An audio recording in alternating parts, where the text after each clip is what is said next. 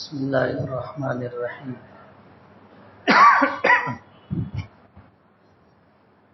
نحمده ونصلی علی رسوله الکریم اما بعد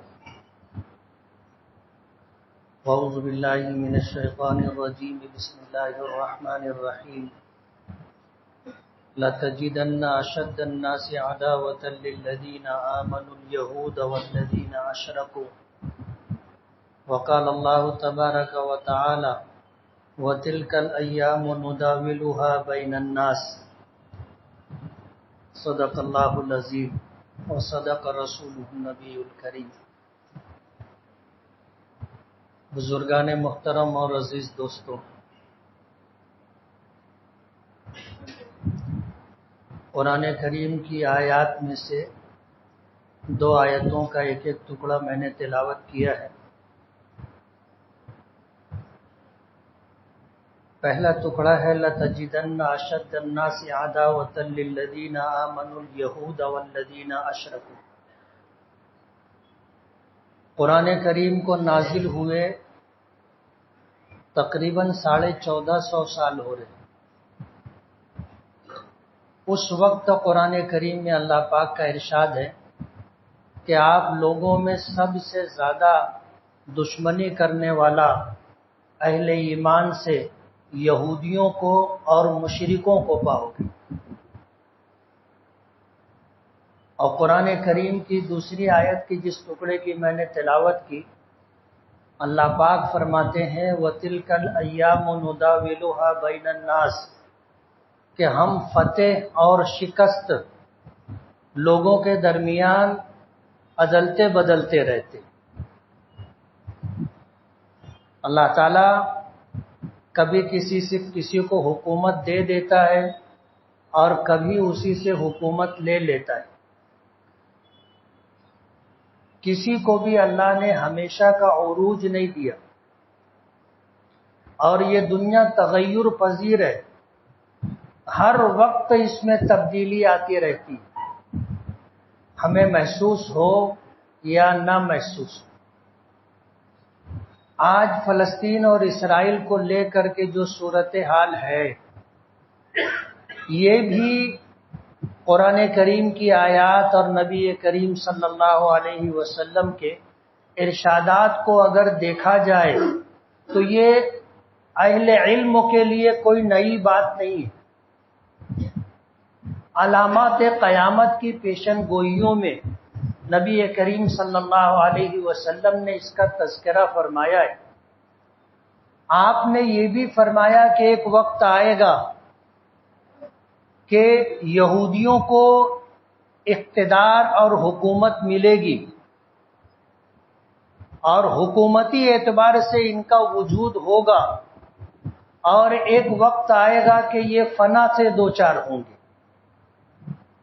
ایک چیز وجود میں آ گئی ہے، یہود ایسی مبغوض قوم ہے کہ جس وقت سے انبیاء بنی اسرائیل آئے، ان کا رویہ اپنے نبیوں کے ساتھ ہمیشہ معاندانہ اور مخالفانہ رہا، ہمیشہ سے۔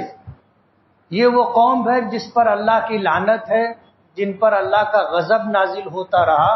یہ بنی اسرائیل اور یہودیوں کی تاریخ رہی۔ انہوں نے اپنے کسی نبی کے ساتھ عزت و احترام کا معاملہ نہیں کیا، ہمیشہ انہیں اذیت اور تکلیف دیتے رہے۔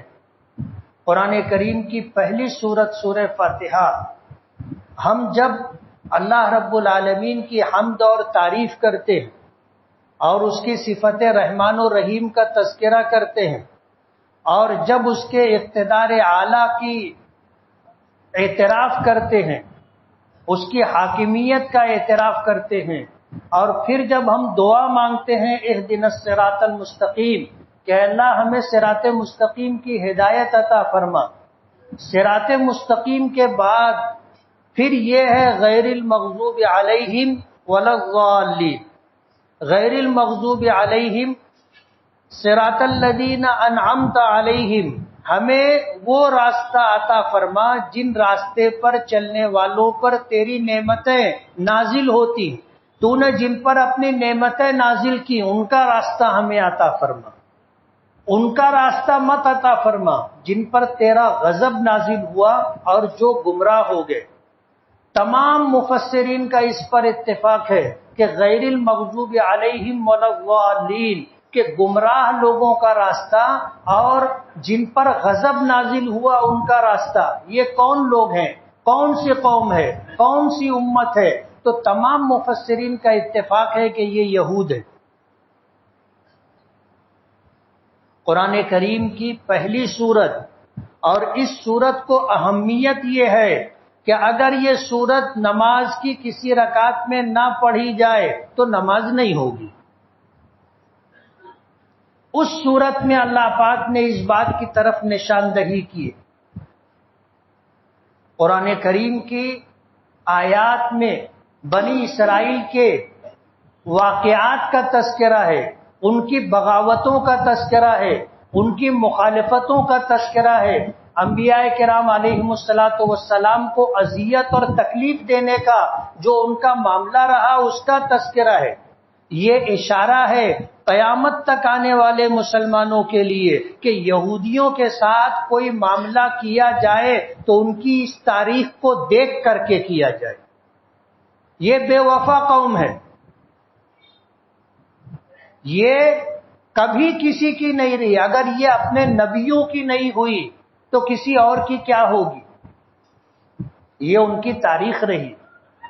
آج کی جو صورتحال ہے یہ حضور کی پیشن گوئیوں میں سے ایک پیشن گوئی ہے کہ ان کی حکومت بنے گی۔ پہلی جنگ عظیم ہوئی تھی، تاریخ جاننے والے اس بات کو جانتے ہیں کہ اس جنگ عظیم کے بعد یہودی پوری دنیا سے بھاگ کر کے پناہ گاہ تلاش کر رہے تھے، تو ان کو وہاں پر بسایا گیا تھا۔ اور جب جنگ عظیم ثانی ہوئی اور انہوں نے اس وقت اس جنگ میں ایک فریق کی مالی مدد کی تھی اور بڑی مدد کی تھی، اس مدد کے بدلے میں جب ان سے پوچھا گیا کہ ہم تمہارے لیے کیا کریں، تو انہوں نے یہ تقاضا رکھا تھا، یہ مطالبہ رکھا تھا کہ ارض قدس کے اندر ہمیں حکومت اور اقتدار دیا جائے۔ تو اس وقت امریکہ اور برطانیہ نے فلسطینیوں کو اجاڑ کر کے ان کو وہاں پر حکومت دی تھی، اور سہارا لیا تھا اقوام متحدہ کا، کہ اقوام متحدہ نے یہ فیصلہ کیا کہ فلسطین کو دو حصوں میں بانٹا جائے، ایک حصہ اسرائیلیوں کو دیا جائے اور ایک حصہ فلسطینیوں کو دیا جائے۔ ظاہر بات ہے یہ فیصلہ ناقابل فہم تھا، کسی طرح سمجھ میں نہ آنے والی بات تھی۔ آج ایک پورا شہر مالیگاؤں مثال کے طور پر ہمارا اور آپ کا ہے، اگر کوئی طاقت کے بلبوتے پر آدھا مالیگاؤں ہم سے چھین لے اور دوسری کسی قوم کو دے دے تو کیا یہ فیصلہ سمجھ میں آنے والا ہے؟ اور کیا یہ فیصلہ قبول کیا جا سکتا ہے؟ کبھی بھی نہیں۔ تو فلسطینیوں نے اور عربوں نے آج تک اس کو قبول نہیں کیا۔ اقوام متحدہ نے فلسطین کو دو حصوں میں بانٹا، اور دو حصوں میں بانٹ کر کے اس طرح فلسطینیوں کو ان کے گھروں سے، ان کی جائیدادوں سے، ان کے علاقوں سے، ان کی زمینوں سے بے دخل کیا، اور فلسطینی اپنے حق کے لیے 1917 سے جدوجہد کر رہے۔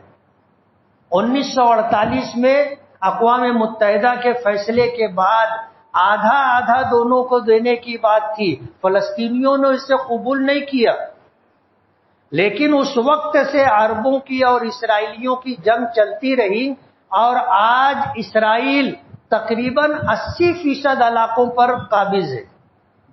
جنگ ہوتی رہی، 1967 کی جنگ کے اندر عربوں نے اپنا ایک بہت بڑا علاقہ کھو دیا جس پر اسرائیل نے قبضہ کر لیا، آج صرف جو ہے 12% علاقہ فلسطینیوں کے پاس ہے اور 78% علاقہ 22% علاقہ عربوں کے پاس ہے اور 78% علاقہ اسرائیلیوں کے پاس ہے. یہ ہے اس کا پس منظر اور تاریخ. ملک شام بڑی بابرکت جگہ، انبیاء کرام علیہم الصلاۃ والسلام کا مسکن رہا، اولیاء کرام کا مسکن رہا. حدیث پاک میں آتا ہے کہ ہر وقت تو دنیا کے 30 ابدال ملک شام میں رہتے. یہ ایک اللہ تعالیٰ کا غیبی نظام ہے اور اس غیبی نظام کے تحت اس دنیا کا نظام چلتا ہے. جیسے کسی علاقے پر ظاہری طور پر نظم و نسق کے لیے کچھ افراد طے ہوتے، ڈپارٹمنٹ کے کچھ لوگ ہوتے ہیں، ریوینیو ڈپارٹمنٹ کے کچھ لوگ ہوتے ہیں، الگ الگ ان کے نام ہوتے ہیں، الگ الگ ذمہ داریاں ہوتی ہیں. اسی طرح اللہ تعالیٰ کا ایک غیبی نظام، جس نظام کے تحت یہ سب کچھ ہوتا رہتا ہے. اگر یہ نہ ہوتا تو ظاہر بات ہے جو لوگ برسر اقتدار ہیں یا جن لوگوں کے ہاتھ میں نظم و نسق ہے وہ تو منمانی کرتے، پھر جو چاہتے وہ کرتے. لیکن اللہ تعالیٰ کا ایک نظام ہے اور اسی نظام کے تحت کام چلتا ہے. بسا اوقات ایسا ہوتا ہے کہ ڈپارٹمنٹ میں ذمہ داران کچھ بھی کرنا چاہتے ہیں لیکن کر نہیں پاتے. یہ بات سب کو سمجھتی. وہ چاہتے ہیں کہ ہم یہ کر لیں، یہ کر لیں، یہ کر لیں. اس میں اچھی بات بھی آتی ہے، بری بات بھی آتی ہے، لیکن خدا کا ایک غیبی نظام ہے کہ سب کچھ ہونے کے باوجود انسان کرنا چاہتا ہے لیکن نہیں کر پاتا. تو اللہ تعالیٰ کا ایک غیبی نظام ہے اور اسی نظام کے تحت جو ہے یہ دنیا چل رہی ہے. یہ اللہ تعالیٰ کی ربوبیت ہے. اگر ایسا نہیں ہوتا تو جو لوگ برسر اقتدار ہوتے وہ معلوم نہیں کیا کیا کرتے. تو ملک شام انبیاء کرام علیہم الصلاۃ والسلام کی سرزمین، اولیاء کرام کی سرزمین. ایک ضعیف روایت میں آتا ہے کہ ہر وقت دنیا کے 30 ابدال وہاں پر رہتے. ایک غیبی نظام میں ابدال ہے، ابدال کے اوپر قطب ہے، قطب کے اوپر غوث ہے. اور یہ ایسے لوگ ہوتے ہیں جن کو دنیا سمجھتی نہیں ہے، پہچانتی نہیں. حضرت شاہ عبد العزیز رحمت اللہ علیہ کا زمانہ تھا. اس زمانے کے اندر دہلی کے حالات بہت دیگرگوں ہو گئے، جرائم بڑھ گئے، لوگوں میں گناہ کی کثرت ہو گئی، لوگ بہت زیادہ منمانی کرنے لگے. تو ان کے کسی منہ لگے مرید نے پوچھا کہ حضرت دلی کے حالات بہت خراب ہو گئے. تو انہوں نے کہا کہ جو ابدال ہے وہ بہت نرم دل ہے. تو اس نے پوچھ لیا کہ کون ہے، میں دیکھنا چاہتا ہوں. تو انہوں نے کہا کہ دلی کی جامع مسجد کے مین دروازے کی سیڑھیوں سے جب نیچے اترو گے تو نیچے ایک آدمی تربوز بیچتا ہے. وہ جو تربوز بیچتا ہے آج دلی کا انتظام اس کے ہاتھ میں. تو یہ وہاں پہنچ گیا اور وہاں پہنچ کر کے اس نے کہا کہ مجھے ایک میٹھا لال تربوز دو. اب ظاہر بات ہے تربوز جب تک کاٹا نہ جائے، لال ہے میٹھا ہے سمجھ میں نہیں آتا. تو انہوں نے کٹ کر کے ایک تربوز دیا. اس نے چکھا اور چکھنے کے بعد کہا یہ تو پھیکا ہے، واپس کر دیا. تو انہوں نے لے کے رکھ لیا. دوسرا دیا، دوسرے کے ساتھ بھی اس نے یہی کیا. پھر تیسرا دیا، تیسرے کے ساتھ بھی اس نے یہی کیا.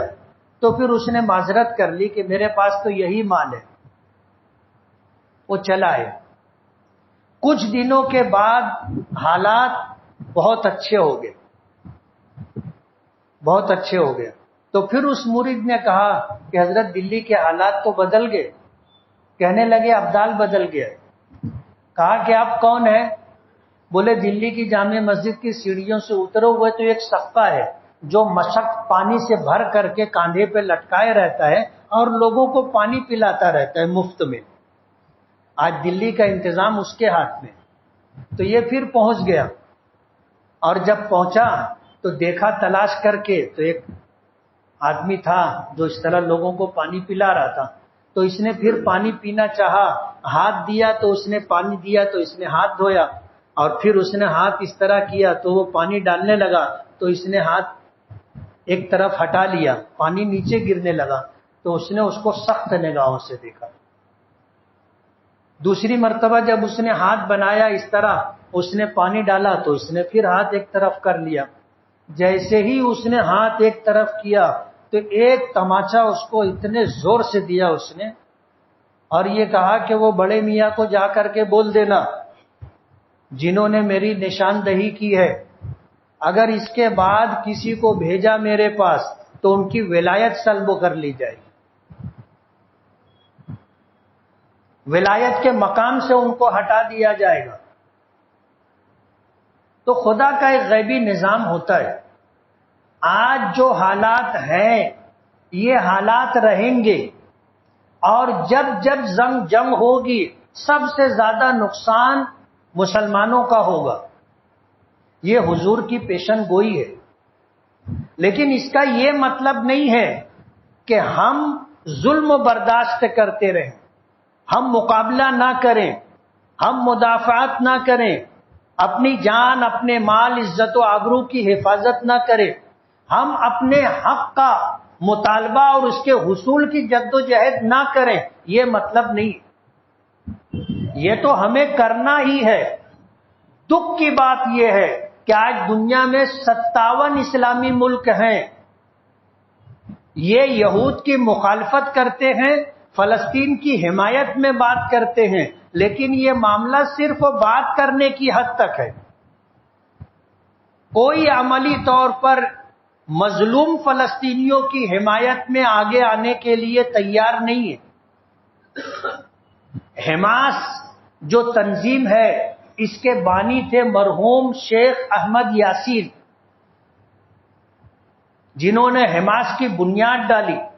ان کا ایک قول ہے، انہوں نے یہ بات کہی کہ جب ہم چھوٹے تھے تو ہم یہ سمجھتے تھے کہ یہود غزہ پر قابض ہیں، یہود غزہ پر قابض ہیں، لیکن جب ہم بڑے ہوئے تو ہم کو یہ سمجھ میں آیا کہ یہود تمام اسلامی ملکوں پر قابض ہیں، اگر آزاد ہے تو صرف غزہ آباد ہے، آزاد ہے۔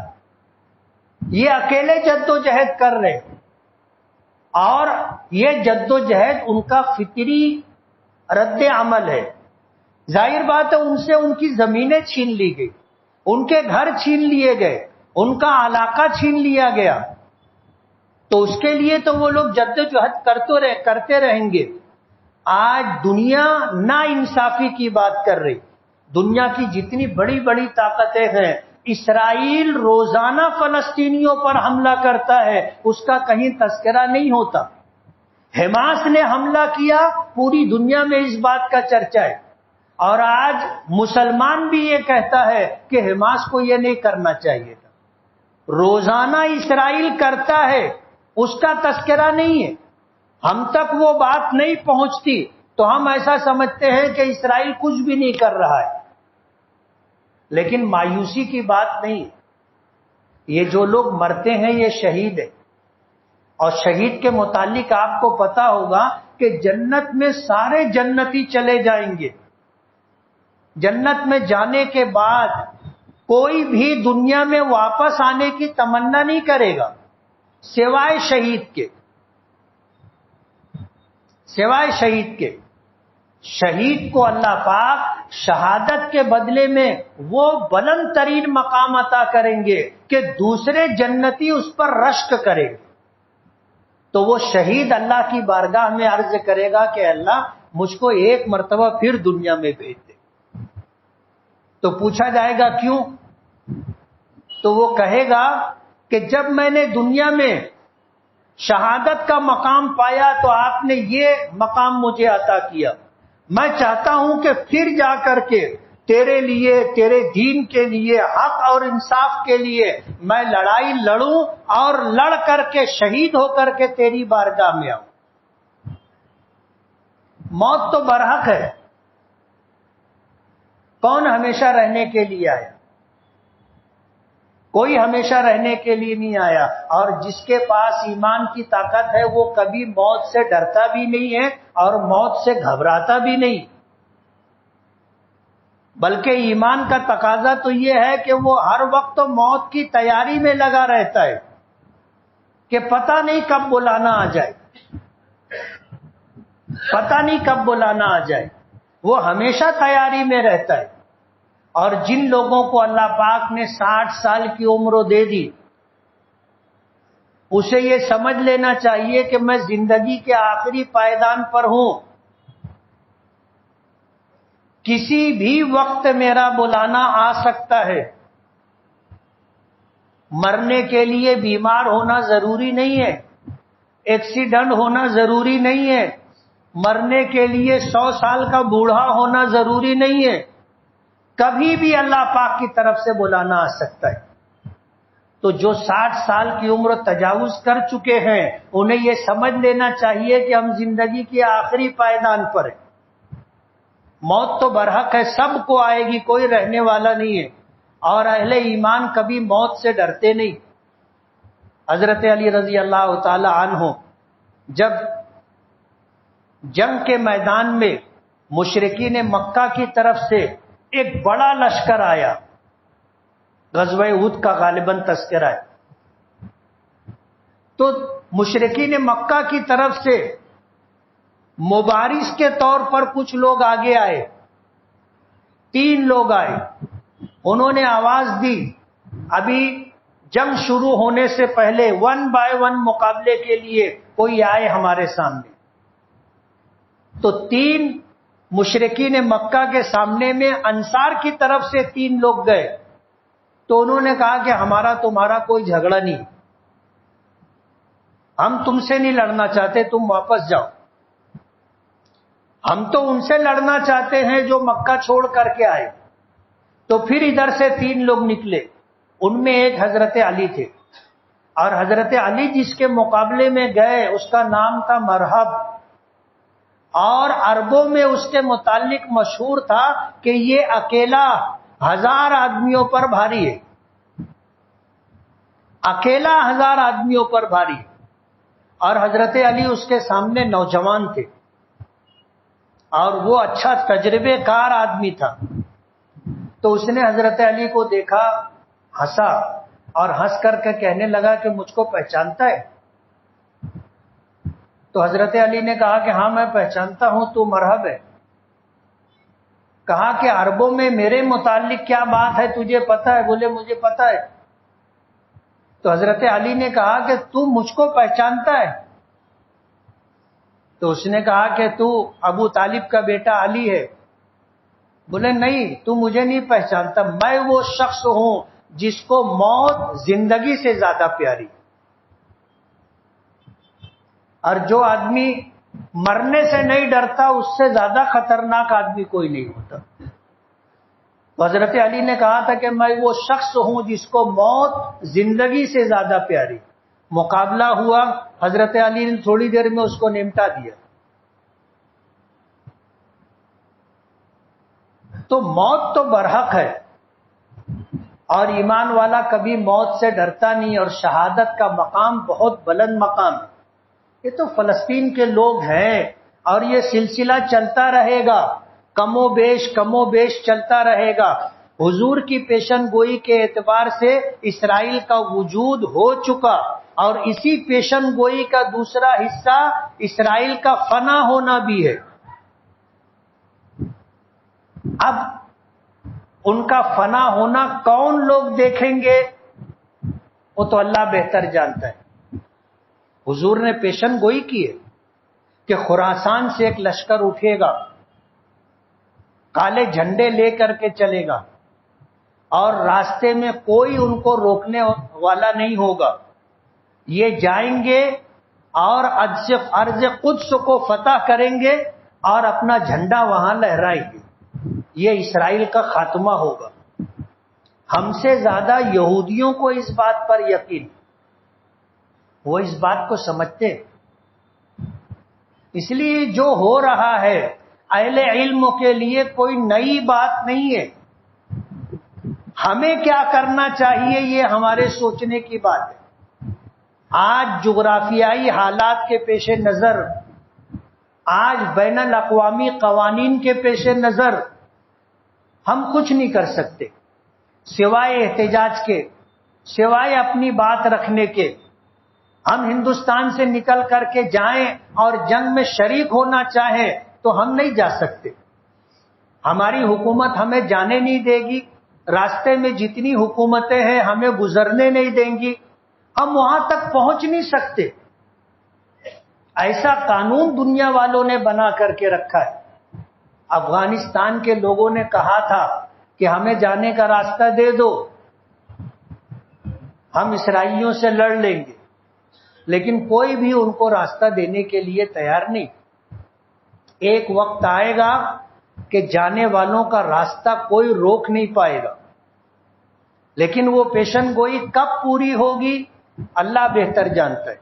حضور نے فرمایا خراسان سے اہل ایمان کا ایک جتھا نکلے گا کالے جھنڈے لے کر کے، راستے میں کوئی طاقت ان کو روک نہیں سکے گی، اور یہ فلسطین جائیں گے اور فلسطین ارض قدس کو فتح کریں گے اور وہاں پر اپنا جھنڈا لہرائیں گے۔ تاریخ اگر دیکھی جائے یا حدیث پاک کو اگر دیکھا جائے تو یہ لگتا ہے کہ ایک وقت آئے گا کہ ملک شام میں حضرت عیسیٰ علیہ السلام کا نزول ہوگا، اور امام مہدی حضرت مہدی جہاں ہوں گے وہاں سے وہ ملک شام پہنچیں گے، اور وہاں کی دمشق کی جامع مسجد پر حضرت عیسیٰ علیہ السلام کا نزول ہوگا۔ حضرت مہدی سیڑھی لگا کر کے ان کو اتاریں گے، اور پھر وہاں سے جو سلسلہ شروع ہوگا وہ اسلام کی فتوحات اور غلبے کا دور ہوگا۔ اور اللہ کا یہ ضابطہ ہے وَتِلْكَ الْأَيَّامُ نُدَاوِلُهَا بَيْنَ النَّاسِ کہ ہم فتح اور شکست ایک دوسرے کے حق میں عدلتے بدلتے رہتے، کوئی ہمیشہ ہی جیتے گا ایسا نہیں ہے، اور ہمیشہ لوگ ہارتے رہیں گے ایسا بھی نہیں۔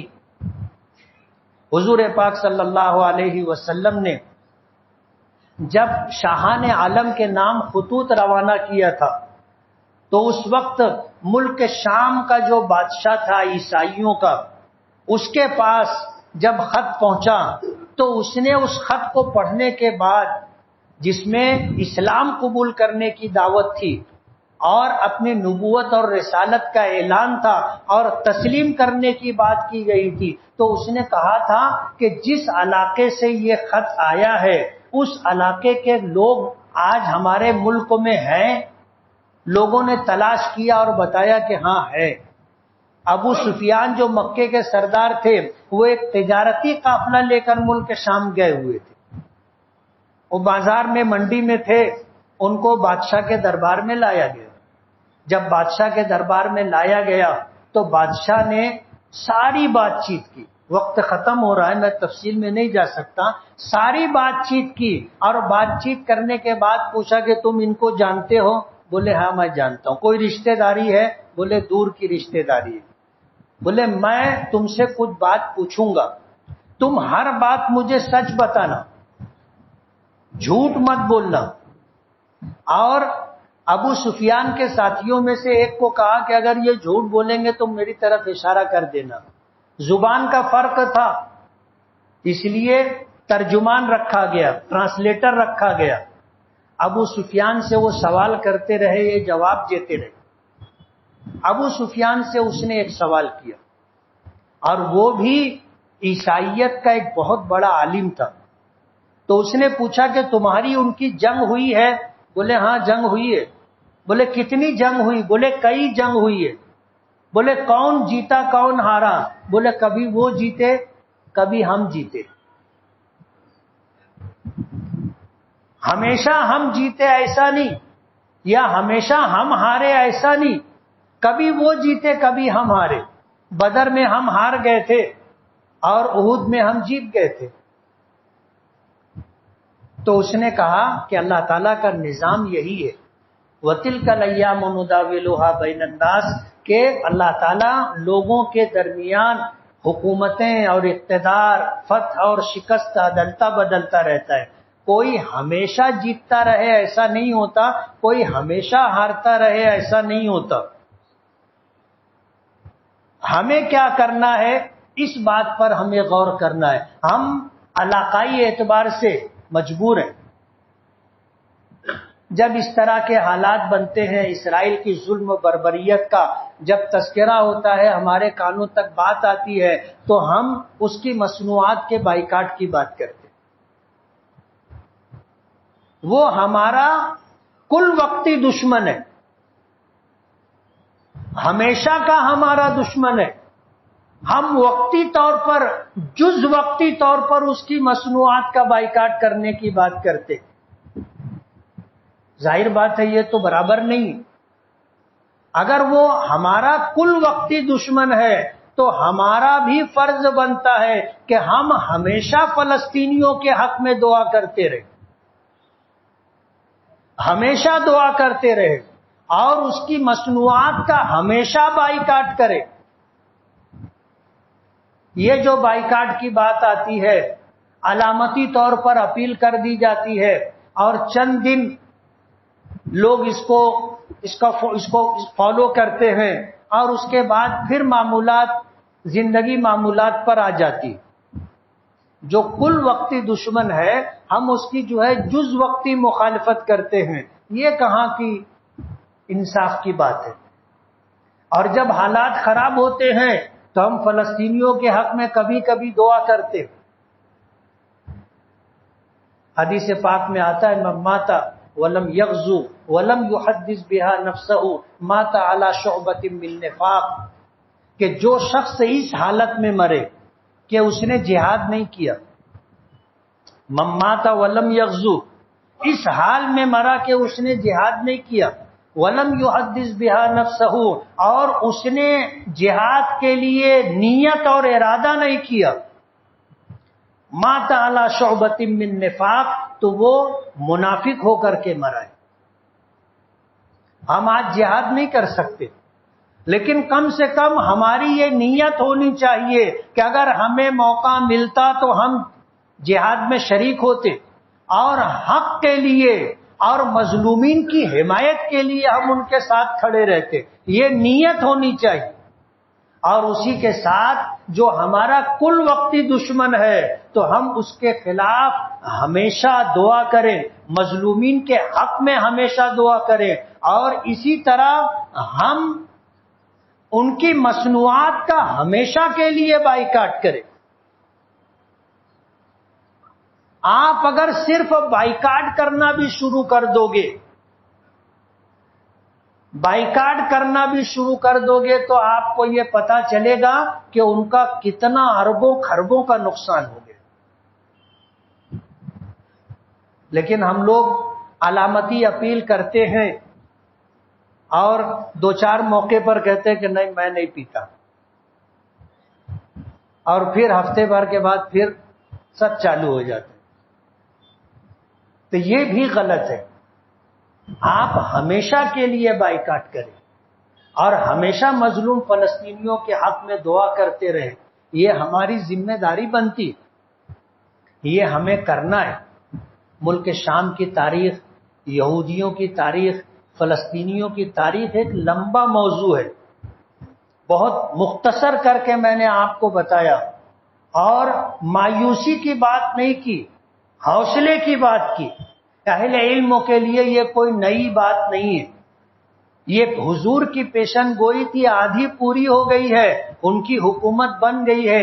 ایک وقت آئے گا ساری دنیا کے یہودی وہاں اکٹھا ہوں گے، اور پھر یہ وقت آئے گا کہ سب کو اللہ نمٹا دیں گے۔ حدیث پاک میں آتا ہے کہ اگر کوئی یہودی جان بچانے کے لیے پتھر کی چٹان کے پیچھے بیٹھا ہوگا اور وہاں سے کوئی مجاہد گزر رہا ہوگا تو وہ پتھر کی چٹان بولے گی کہ میرے پیچھے یہودی چھپا ہے۔ آپ سوچو دنیا ان کے لیے کتنی تنگ ہو جائے گی، کہیں ان کو پناہ نہیں ملے گی۔ ایک غرقد کا درخت ہوگا جو ان کو پناہ دے گا۔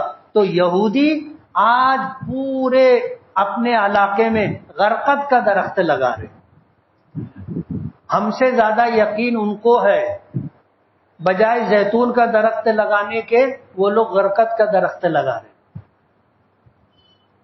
اس لیے ہماری ذمہ داری یہ ہے کہ ہم ہمیشہ فلسطینیوں کے حق میں دعا کریں اور ہمیشہ کے لیے ان کی مصنوعات کا بائیکاٹ کریں۔ آپ اگر ایسا کرو گے تو آپ سمجھ لو کہ جہاد میں آپ کہیں نہ کہیں شریک ہے، آپ فلسطینیوں کے شانہ بشانہ ہیں، اور اس نیت سے ان کی مصنوعات کا بائیکاٹ کریں گے۔ اللہ تعالی ہمیں عمل کی توفیق دے۔ وآخر دعوانا ان الحمد للہ رب العالمین۔